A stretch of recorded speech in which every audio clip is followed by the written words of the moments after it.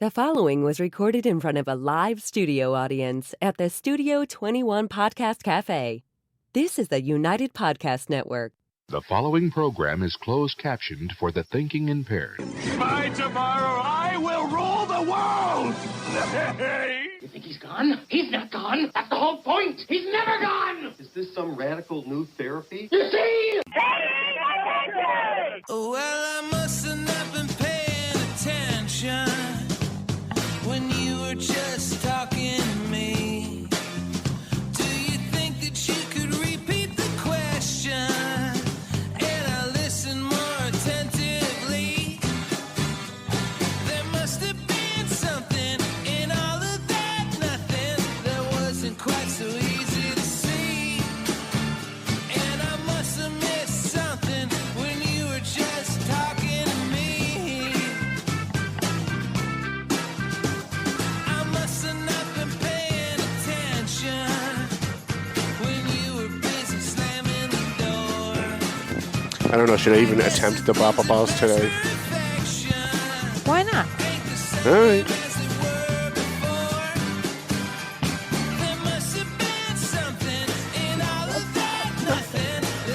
I got nothing today, guys. Thanks for coming. Good night. Sometimes those turn out to be the best shows. You never know what I'm going to say. Hell, I never know what I'm going to say. Right. Sometimes I say something and go, shit, did I just say that? Oh, la, la, la. See, I couldn't have done the ooh la la's like 6 months ago. I know. So I know my voice is getting better. It just took 9 months.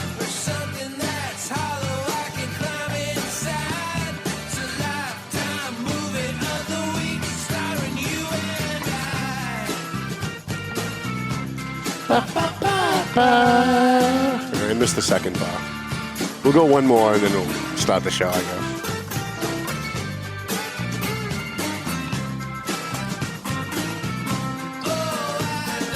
Mind just a little.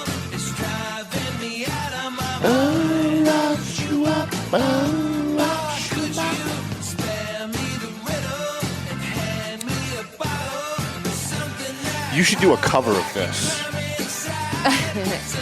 Wouldn't that be great? You and all like your little hot friends. There you go.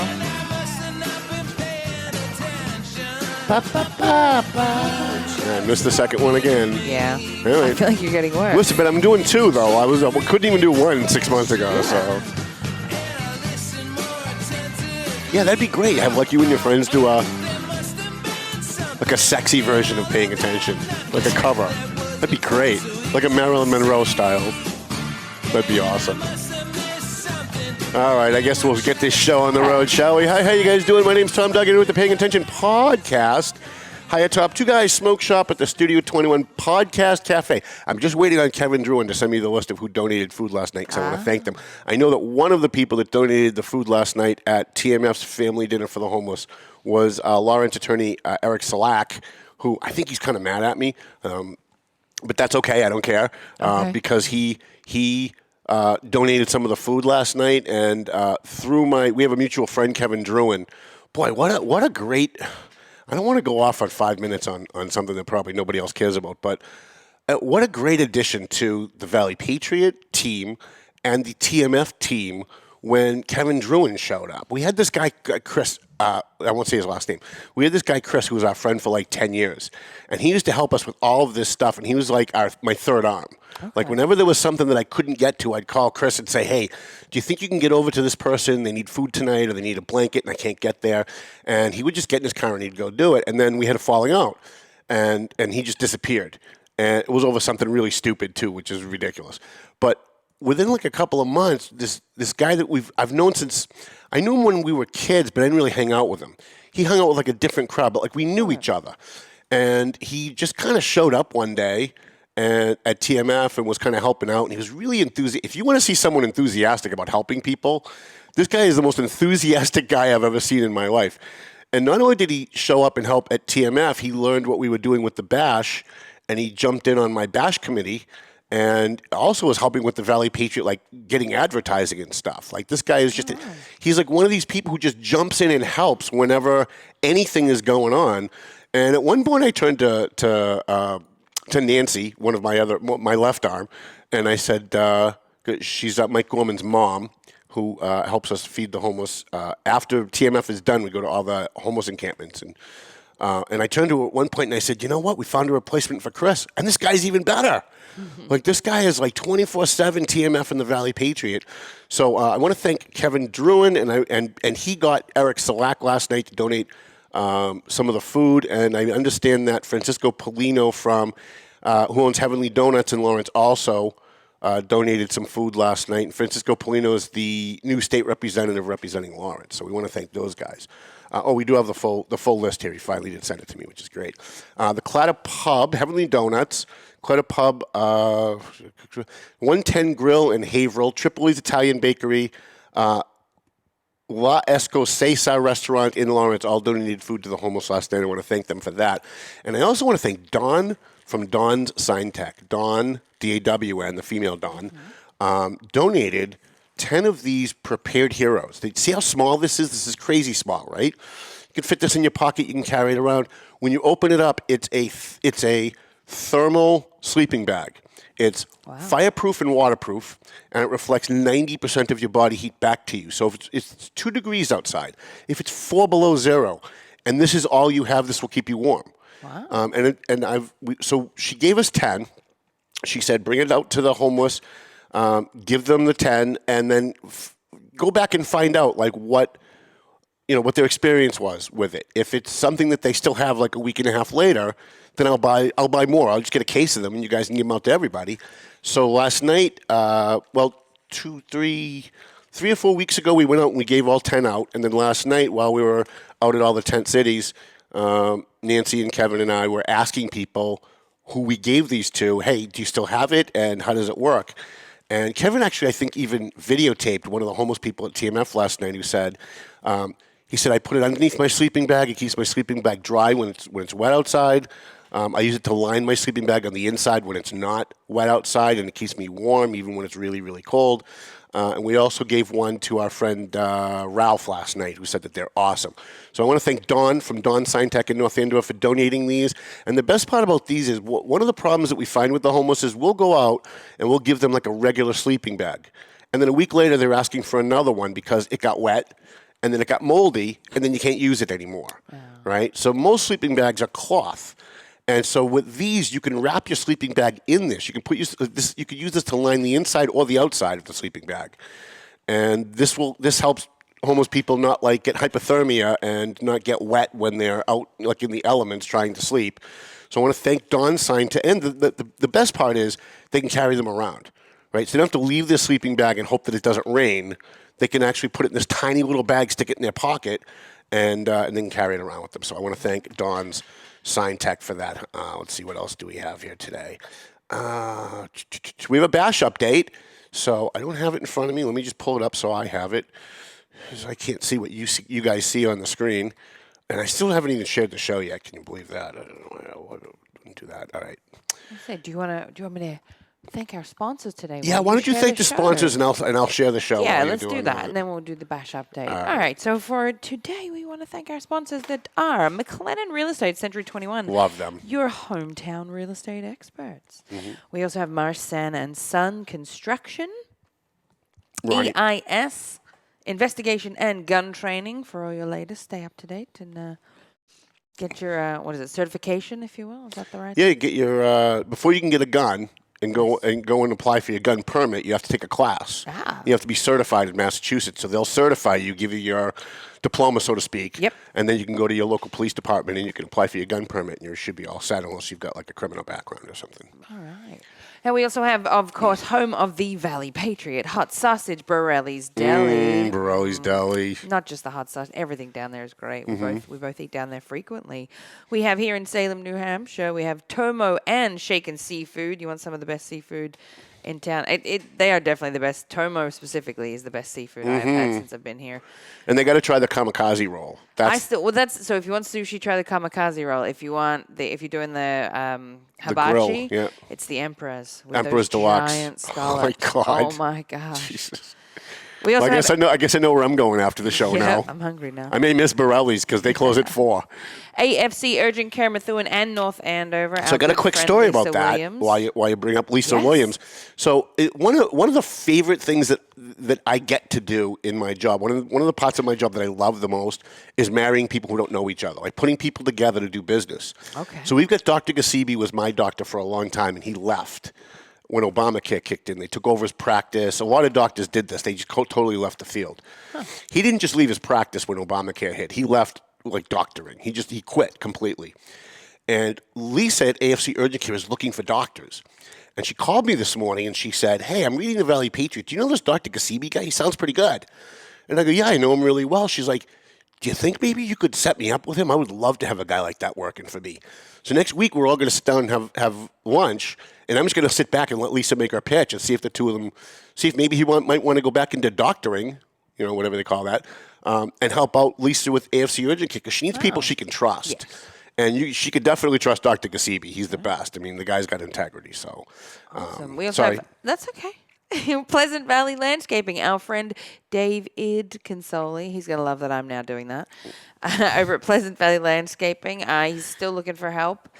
So get in contact with him if you're looking for work. He would love to have you on board. He's a great boss. He is fair and he pays well and he's just a damn good guy. He is a damn good guy. Yeah. He really, really and is. And he doesn't. I talked to a couple of his workers, people I've run into that say, "Hey, I saw my boss on your show," and I'm like, just between us, I swear I won't tell anybody that you told me. What's he really like to work for? And they were like, he doesn't micromanage us. He tells us to do something, and then he leaves and lets us do our work. Yeah. And if there's something wrong when he comes back, he just tells us to fix it. He doesn't yell at us, "Oh, wow, you did this wrong." He's like, no, he just comes back and says, "Oh, you forgot this," and then we just go do it and move on to the next project. So he's a good guy to work for, from what I hear. Our last sponsor on the list is W3 On Website Development. They do all Tom's web development, so shout out to them. Also, a free shout out, of course, to JG's Ice Cream. This is the best time to get ice cream when it's cold out. It makes me, I still do it, but I have to I'll go home and I wrap myself in a blanket and then eat my ice cream. Otherwise, I'm freezing for the rest of the night. But JG's are fantastic. Those fraps, oh my God, I'm a vanilla malt girl all day long. You can't get them everywhere here. Mm-hmm. You can at JG's. Yep. And of course, Clear Path for Veterans New England. We love the guys down there doing a lot of help, a lot of good work for the for your veterans. Yeah, for homeless veterans. That's it for us. And you know what they're doing this year at the Bash? I probably shouldn't announce it yet because I wasn't told that I could, but I wasn't told that I couldn't, so I'm just going to talk about it real quick. So Randy Carter and Jason Gilbert at Clear Path for Veterans New England, they help homeless veterans. They also help veterans get benefits and canines if they need a service dog. And he called me about a week ago and said, "Do you have room for one more scholarship at the Bash?"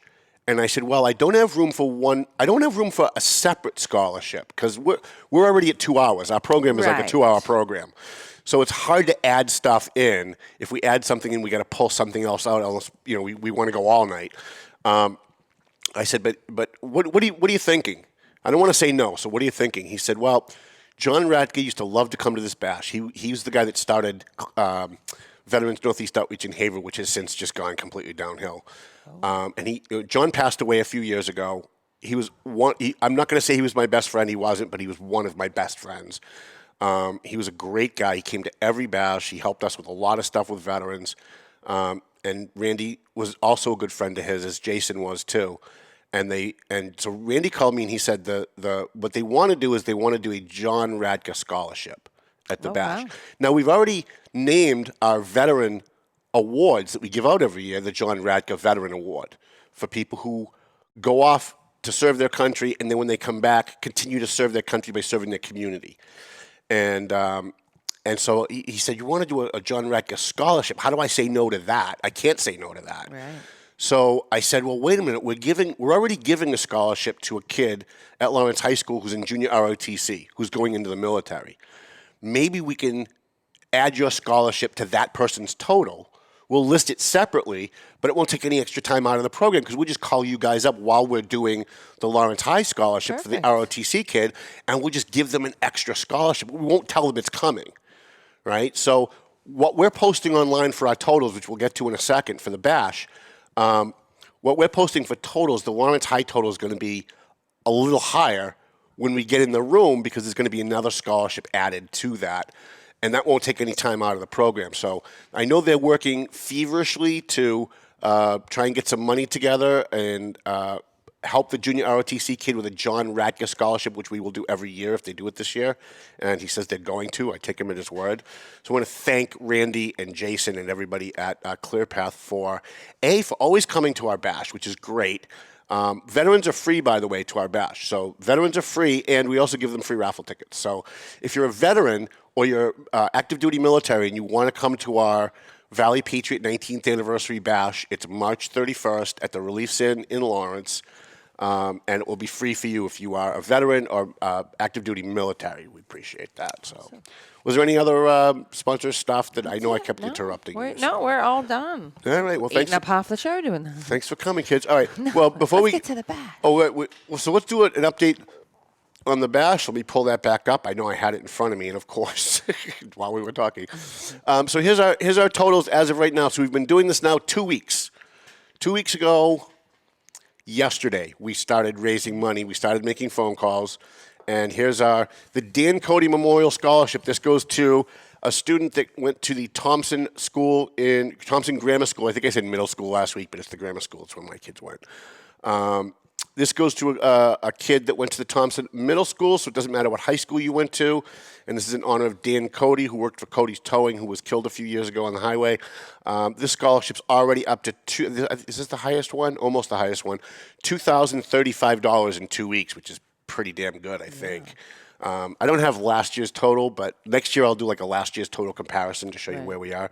The Lawrence High Junior ROTC is only at $300. So if you're a Lawrence High alum, if you went to Lawrence High School, if you're a teacher at Lawrence High School, this is 100% of what you give is going to go directly to the kid. So you can mail me a check. You can use Venmo. From now on, I'll give you the Venmo stuff that you could run across the bottom of the screen from now until the bash. Now, it's funny how I think about all the show stuff while I'm doing the show, but I never think about it beforehand. But I promise I'll get you that next week. And by the way, if you're a teacher, you're an administrator at Lawrence High School, and you're constantly bashing me on Facebook, you're constantly bashing me to your friends because I'm hostile to public school teachers, and I am. Not going to hide that. You should be done it. I don't know where are the administrators that say they care about the children? Where are the teachers that say they care about the children? Every year we do this scholarship, every year, for a kid that's in junior ROTC who's graduating from Lawrence High School, who's going into the military. And every year I take the notices and I put them on all the alumni pages. So I go to the Greater Lawrence Tech alumni page and put the information for the Greater Lawrence Tech kid that's getting a scholarship and say, hey, if you're an alum, please give. And Voc kids generally do. In fact, not only do Voc kids, some of the kids that are at the high school have actually given to that scholarship, but some of the teachers have kicked in and said, yeah, I want to get you like $10, $50, whatever it is. And all of those little drops in the bucket fill the bucket. We never get that from Lawrence. We get it from Haverhill. We get it from the Voc. We get it from all the other schools. We never get it from Lawrence. So if you're a Lawrence teacher, if you're a Lawrence administrator, and you like to bash me because I'm hostile to public school teachers, and that's fine if you want to do that, but put your money where your mouth is. You say you care about children and that I'm a bad guy because I chastise you guys for doing a horrible job educating our kids. Put your money where your mouth is. Prove me wrong. But pony up $50, $20. If 50 of you do that, this scholarship goes from $300 to $3,000 overnight. So that's my challenge to the Lawrence teachers and administrators. Haverhill High, this is the Michelle DeLuca Benedetti Scholarship. I think somebody else also contributes to this every year, but that'll come to me as we're going. This is at $1,400. This goes to a kid that is graduating from Haverhill High School, going into public safety or social work, because Michelle DeLuca Benedetti was a social worker. She counseled people who had addiction problems, and she has since passed away. And her brother set up this scholarship 3 or 4 years ago. So that's at $1,400. The Greater Lawrence Tech Scholarship, half of the money in this scholarship, it's $1,050 right now. Half the money in this scholarship is coming from the kids at the Voc. And I haven't even announced who's winning yet. So last year when we announced the twins that got this award, all of their friends at the Voc were kicking in $5 and $10 and bumped this up significantly because there's a lot of kids at the Voc. And it bumped it up significantly. So we're hoping that they're going to do that again this year. we haven't even picked the kid yet. We're at $1,000. So normally these scholarships climb fast once we pick the kid and put the kid's picture on Facebook and say, this is the kid that you're donating to. That generates a lot more because you can actually see a physical kid and you know who you're giving it to. And this year we haven't done that yet, but we're still already up to $1,000. All right, Whittier Tech scholarship is at $975, and I want to thank Miss Parsons, whose daughter got this scholarship last year, and she donated this year. And she sent a scholarship, a donation, and said, I'm sorry I can't give more. And I'm like, listen, you got the your kid got the scholarship last year. A lot of times, kids show up at the bash, get their scholarship. We never hear from them or their parents ever again. So thank you for doing that. We appreciate that. The Methuen High Studio 21 Podcast Cafe Scholarship is at $2,100, and that was all donated by our good buddy Dave Garofalo here at Studio 21 Podcast Cafe. So let's do a little challenge on this one. DJ Beauregard and Eunice Ziegler and Joel Ferretra and all the people who are on the Methuen City Council, if every one of them kicked in $100, there's 9 of them that's $900, right? And then you've got people on the school committee. You've got Mayor Perry. You've got other people involved in Methuen, the Methuen schools. Would be great to see them all pony up something. And by the way, every dollar that you give. If somebody donates $1 today, here's how it works. Somebody donates today, they go to Venmo, they send me $1 or they send me a check for $1. I go on Facebook, I thank them by name, and I put the amount that they donated, and then I give everybody the total of what that scholarship is once that donation's registered. And that way, it's 100% transparent. Everybody who gives sees that their money went into the total, and then at the end, when we give a check to the kid, if they're in the room, we'll call them up and get them in the picture. And they can see that the money's going directly to the kid. We don't take a penny off of this. In fact, these scholarships cost me money because when you send Venmo, PayPal, Square, or Cash App, those apps take a portion of what you give. It's like 3% or 5%, depends on what it is that you're using. So we kick in the difference. So on every scholarship that comes in through Venmo, PayPal, whatever, if you give $100, they're taking $3 to $5 out of that. So we don't get the full 100, but the kid still gets the full 100 because we kick in the difference. And what else do we have? And the special needs scholarship, which we started last year for Brenda Rossi's daughter, and this is the this is our second year doing this, and this was named for Phil Glendy, who was a teacher at Lawrence High School, who ran the Special Olympics every year. And about a month before he died, I went to the Special Olympics. He called me out of the blue and said, I know it's early, Tom. It's like 10 o'clock in the morning. And I know you're just usually going to bed around that time. Mm-hmm. But if you could find a way to come down and take some pictures and some video of the Special Olympics at the Lawrence Veterans Memorial Stadium, I would really appreciate it. And it was so hard to say no to Phil Glendy, so I just ended up not going to bed that night.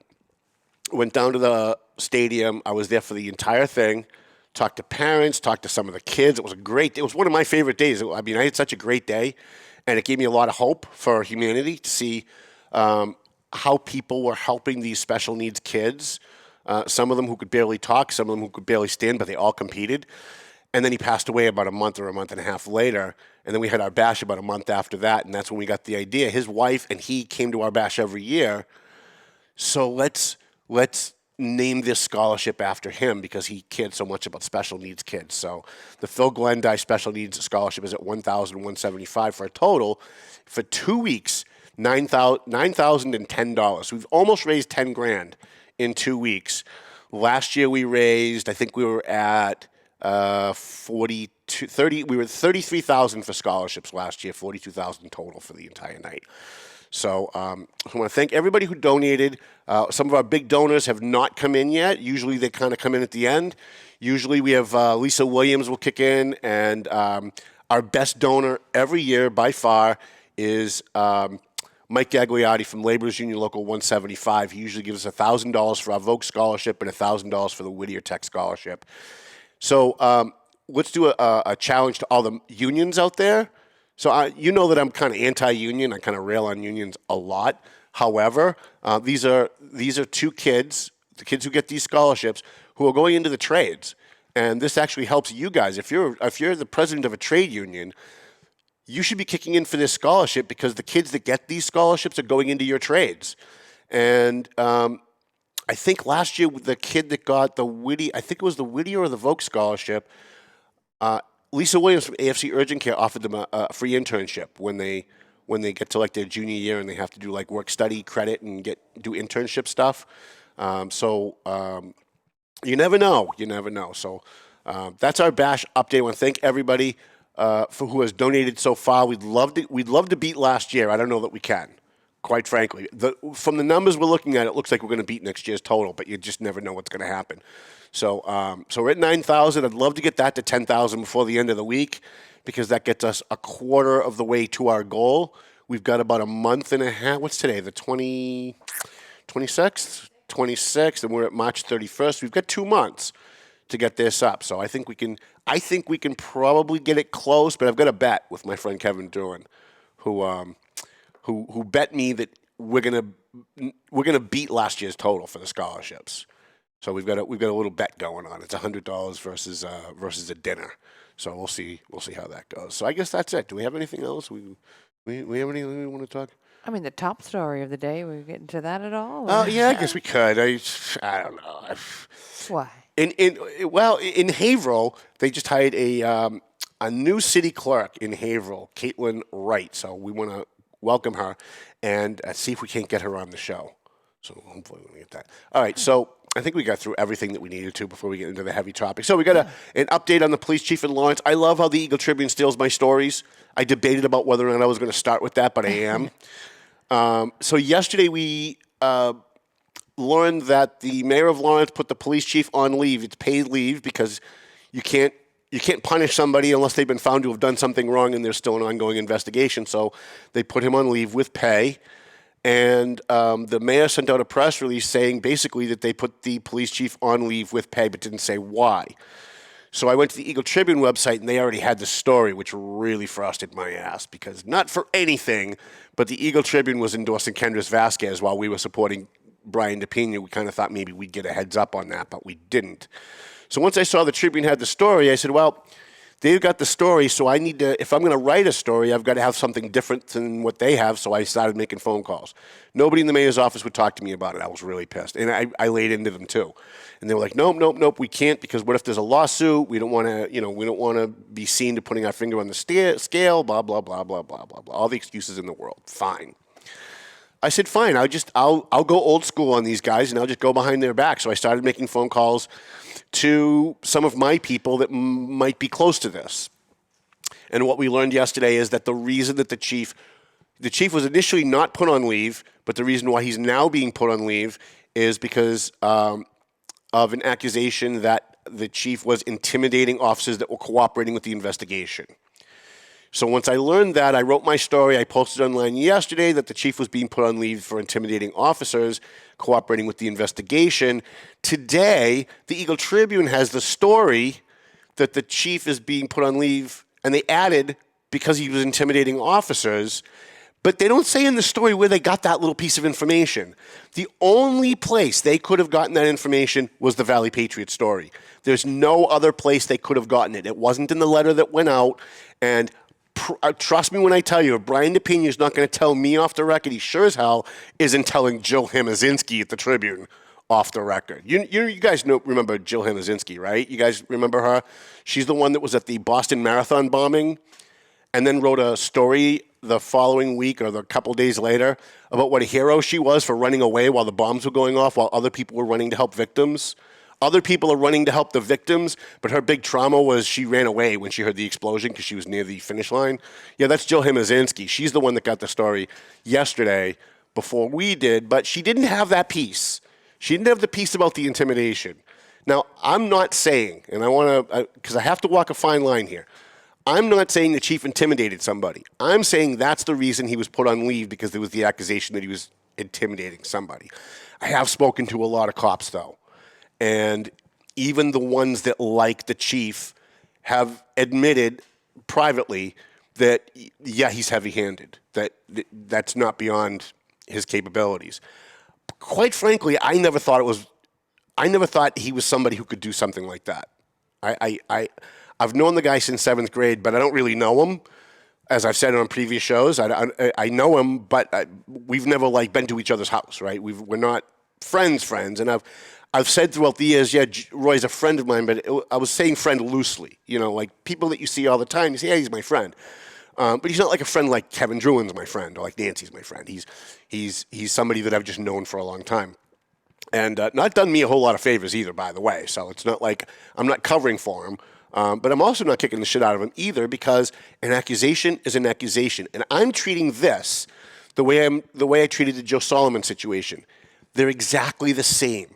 The accusations are different, but the process is exactly the same. It's the same company coming in to do the investigation, and it's the same process. When Joe Solomon was under investigation, when he was put under investigation, he was immediately relieved from duty and put on leave with pay. The mayor didn't do that in Lawrence, and mostly because the mayor doesn't want to fire anybody. He's kind of like the Latino Mike Sullivan. He's the nicest guy you're ever going to want to meet. And he genuinely doesn't want to fire anybody. And I'll give you another example.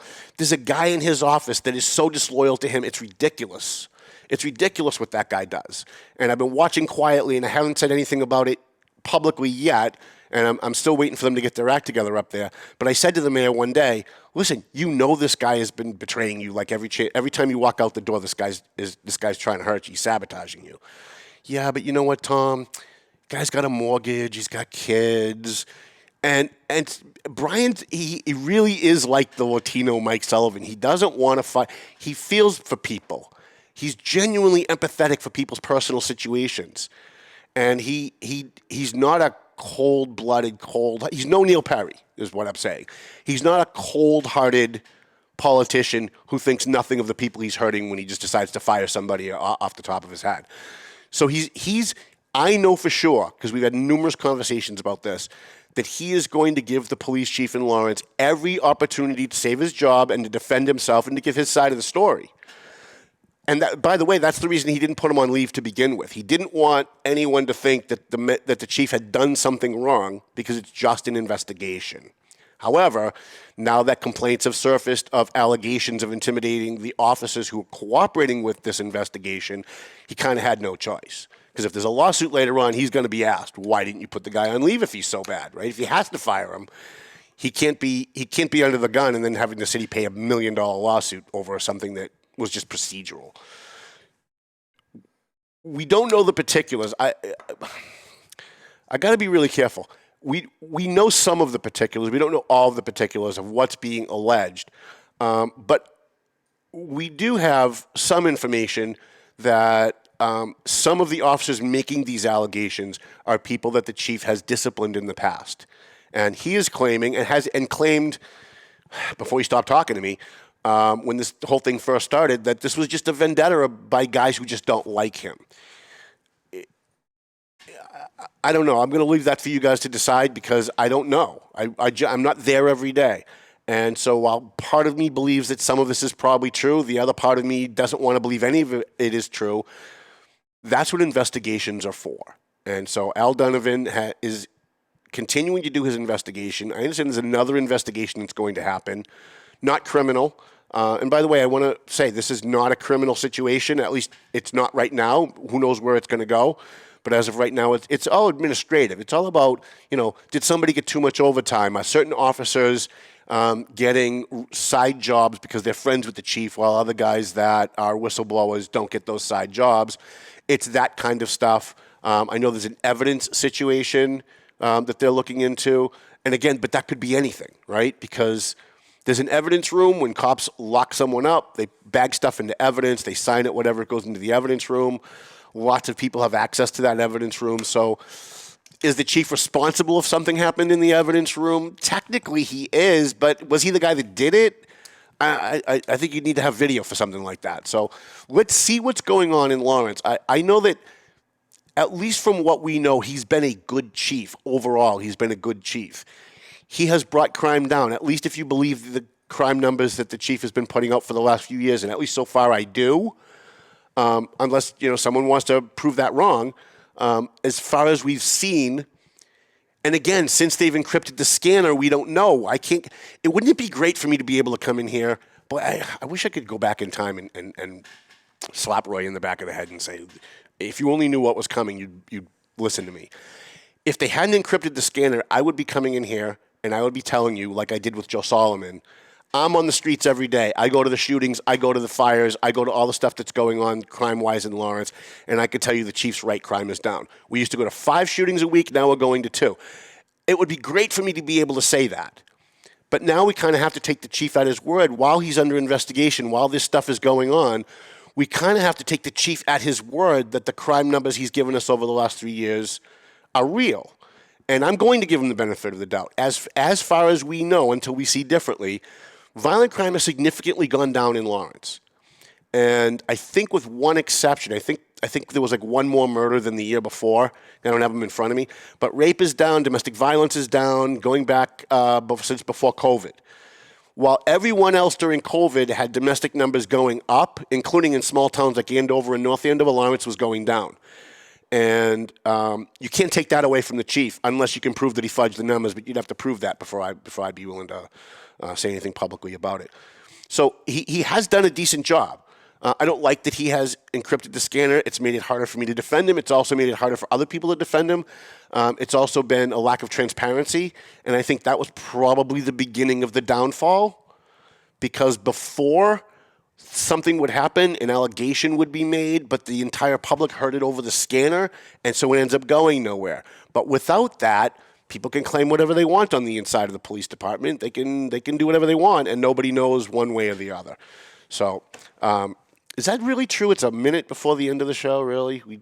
We burnt a whole show just on this. This is great. So, if you have information about any of the investigation stuff going on in Lawrence, off the record, you want to get me some information about what's happening, I would love to break the story.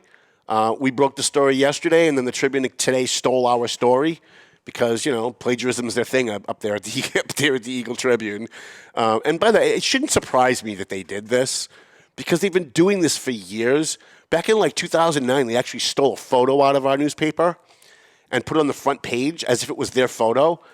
And I would have sued them at the time had we known what an egregious thing that was, because we were just starting the paper, so we didn't realize how bad it was that they were stealing from us. If they do that again, though, there's going to be a problem. And I am in constant contact with my attorney too, so I'm going to mention this one to him and see if maybe we can get something for them stealing our info. But it would just be great if they just said, and according to the Valley Patriot, he's out on intimidation. That's the reason why. But they can't ever do that. So when the Eagle Tribune does something good, we actually post it and say, hey, the Tribune finally did something good. We don't get that same courtesy on the other end. All right. I guess if you want to run Mel, and then you want to also give us the sponsors so we can hear your sexy podcast voice, that'd be great. Oh, I'm going to do them again? Yeah, you want to? That's for sure. You still have to do the tagline at the end, though, okay? All right, okay. Deal. Yeah. All right, let's hit our sponsors again for today. We would like to thank McLennan Real Estate Century 21. Yay. Again, your hometown real estate experts. And Matt McLennan is, again, what a great guy. Yeah. All the sponsors here, they're just good people. We've met most And we have of them. we have room for one more sponsor if someone wants to sponsor the show. There you So, go. okay. We have Ronnie Marsan and Son Construction, EIS Investigation and Gun Training, Borelli's Deli, home of the Valley Patriot Hot Sausage, Tomo and Shaken Seafood. What are we going for? The Emperor's Deluxe. And the, what's the roll? The Kamikaze roll. Kamikaze roll. Oh, my there you God. go. Great recommendations. Yeah, here. it is. AFC Urgent Care, Methuen and North Andover, our good friend Lisa Williams. Pleasant Valley Landscaping, David Consoli, we love you. W3 On Website Development, and of course, our free shout outs to JG's Ice Cream and Clear Path for Veterans New England. What's he saying? It sounds like Melvin Taylor says we got to go home. No way. So go home already. The views and opinions expressed by the hosts, guests, or callers of this program do not necessarily reflect the opinions of the Studio 21 Podcast Cafe, the United Podcast Network, its partners, or affiliates.